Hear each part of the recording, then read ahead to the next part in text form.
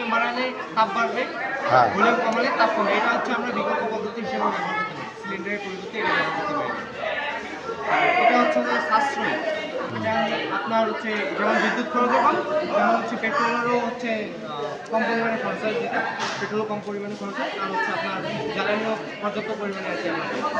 হ্যাঁ, তোমাদের রিসার্চটা কি, তোমাদের এই যে উদ্ভাবন, তোমাদের এই যেটা তৈরি করছো আর কি, কি বলে এটাকে, গ্যাস থেকে হচ্ছে পেট্রোল ও পানির সমন্বয়ে পেট্রোল ও পানির সমন্বয়ে গ্যাসের উদ্ভাবন, পেট্রোলিয়াম গ্যাস উৎপাদন। পেট্রোলিয়াম গ্যাস উৎপাদন। এটা কি আমরা ভবিষ্যতে বড় আকারে বাণিজ্যিকভাবে করতে পারবো? এটা হচ্ছে যতদূর বাণিজ্যিক বিষয়টা হচ্ছে এগুলো তো হচ্ছে আপনার গ্যাস বা এগুলো হচ্ছে আপনার বিস্ফোরক পদার্থ। যেহেতু আমরা হচ্ছে এটা ঘরোয়া পদ্ধতিতে তৈরি করছি, এটা বাজারজাত করানো সম্ভব। তবে আমাদের হচ্ছে যে এখানে আমরা সরাসরি চুলার সাথে যুক্ত করছি, ওটা হচ্ছে আমাদের সিলিন্ডার লাইনের সাথে যুক্ত করা লাগবে।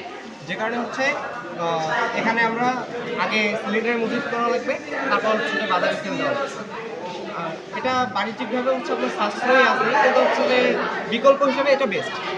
আপনার বাসায় হঠাৎ করে রাত 11টার সময় আপনার হচ্ছে বাসায় ইয়ে শেষ, আপনার বাসার সিলিন্ডার শেষ, এখন আপনার বাসায় বাইক বা আপনার বাসায় পেট্রোল আছে, আপনি হচ্ছে তাৎক্ষণিকভাবে ব্যবস্থা, আপনার বাচ্চা কান্না করতেছে, আপনার তাৎক্ষণিক লাগবে আগুনের প্রয়োজন, আপনি তখন পেট্রোল আর পানির সমন্বয়ে যদি সিস্টেম করা থাকে, পেট্রোল পানির সমন্বয়ে আপনি হচ্ছে বাচ্চাকে দুধ গ্রহণ করে দিতে পারেন, বা আত্মীয় স্বজন আসছে নাস্তা করবেন, তাৎক্ষণিকভাবে এটা মানে তাৎক্ষণিকভাবে দ্রুত সময়ের মধ্যে আমি কিভাবে কার্য সমাধান করতে পারি, জি।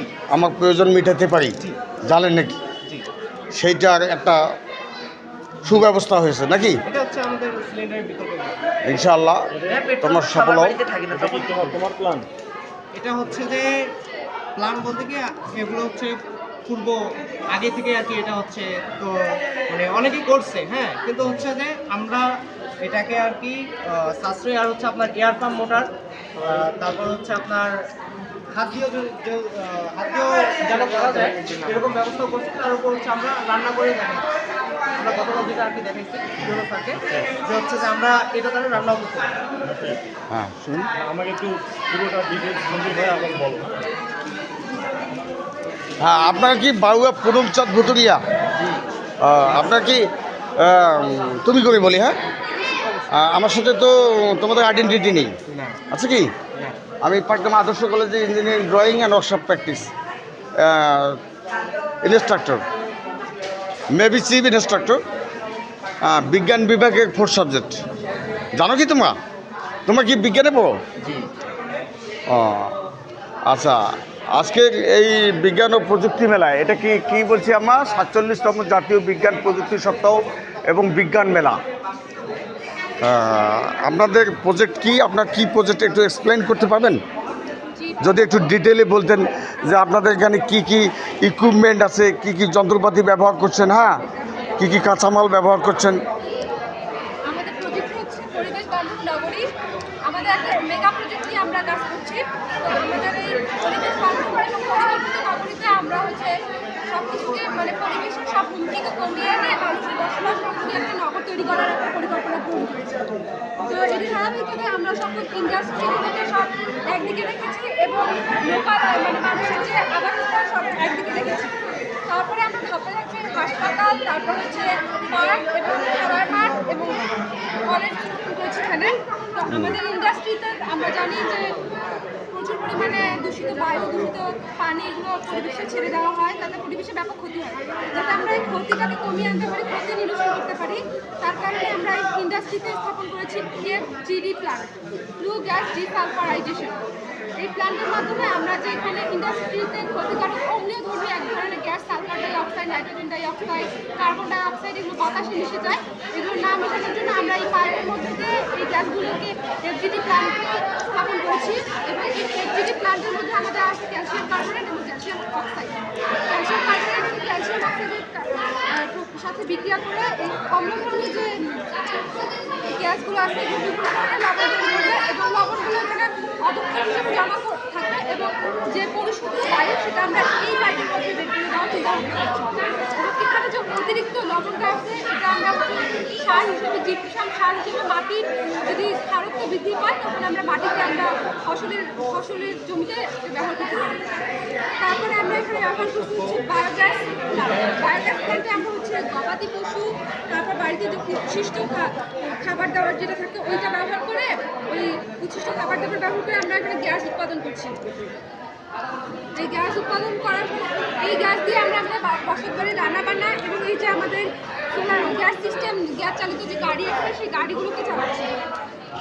ফলে আমাদের যেমন প্রাকৃতিক সম্পদ, আমাদের প্রাকৃতিক গ্যাস, সেই গ্যাসের উপর আমাদের চাপটা কমে যাচ্ছে, ফলে আমরা অর্থনৈতিকভাবে লাভবান হচ্ছি। তারপর আমরা বর্তমান হচ্ছে আমাদের বিদ্যুতের উপর একটা হুমকির সৃষ্টি হয়েছে, যেহেতু আমরা বিদেশ থেকে জ্বালানি আমদানি করতে পারছি না, সেই জন্য আমরা প্রত্যেকটি বাড়ির সাথে আমরা সোলার প্যানেল ব্যবহার করেছি, যাতে আমরা বিদ্যুতের উপর চাপটা কমিয়ে আনতে পারি এবং আমরা হচ্ছে জ্বালানি যাতে কম খরচ হয়। যেহেতু আমরা জানি যে আমাদের যে প্রধান যে বিদ্যুৎ উৎপাদন কেন্দ্রগুলো আছে সেগুলো মূলত গ্যাস এবং বিভিন্ন ধরনের তেল এবং হচ্ছে কয়লা চালিত, যাতে এই প্রাকৃতিক সম্পদগুলোর উপরে আমরা চাপ কমিয়ে আনতে পারি।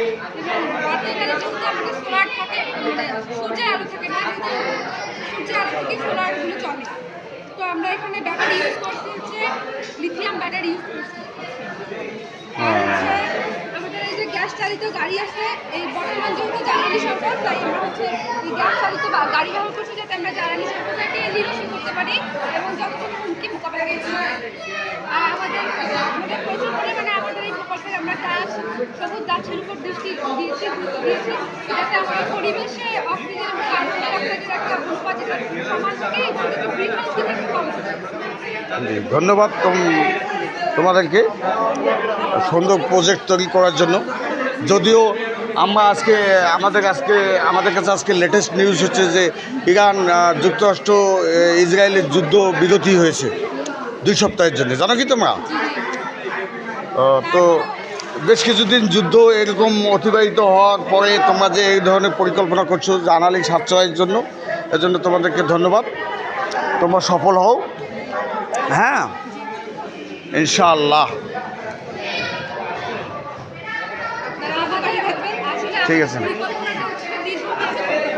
যেহেতু আমাদের দেশ হচ্ছে জ্বালানি আমদানি নির্ভর একটি দেশ, সেহেতু আমরা যদি এই ধরনের সোলার প্যানেল বা বিভিন্ন ধরনের নবায়নযোগ্য সম্পদ যেমন বায়োগ্যাস এগুলো যদি ব্যবহার করি, তাহলে আমাদের অর্থনীতির উপর যে একটা চাপ পড়ে সেটা আমরা কমিয়ে আনতে পারি, আমদানি নির্ভর না হয়ে আমরা স্বনির্ভর হওয়ার একটা চেষ্টা করি। না, ঠিক আছে। সেই সঙ্গে যদি বিদ্যুৎ না থাকে বা জ্বালানি না থাকে, তারপরেও যেন আমরা আমাদের ইলেকট্রনিক বাংলাদেশ করতে পারি, তাই নাকি? ধরো যে আমাদের কাছে ইকুইপমেন্ট আছে, যন্ত্রপাতি আছে, অত্যাধুনিক যন্ত্রপাতি আছে, কিন্তু আমাদের কাছে বিদ্যুৎ নাই, তাই তো? তাহলে তো ইলেকট্রনিক বাংলাদেশ গড়া হবে না। হবে কি? আমি কি ইলেকট্রনিক যন্ত্রপাতিগুলো ব্যবহার করতে পারবো? যাই হোক, তোমাদেরকে অনেক ধন্যবাদ যে তোমরা গবেষণা করছো। আগামী দিনে পুনম চাঁদ ভুতুরিয়া মহাবিদ্যালয়, না কলেজ, মহাবিদ্যালয় নাম দেওয়া আছে না, মহাবিদ্যালয়ের ছাত্রছাত্রীরা তাদের জীবনের উত্তর সমৃদ্ধি লাভ করুক। তাদের যে প্রজেক্ট তারা নিয়েছে, তারা যে গবেষণা চালাচ্ছে, তারা যেন সফল হয়, সার্থক হয়, এই আশা আমরা করতেছি পাটগ্রাম আদর্শ কলেজের পক্ষ থেকে।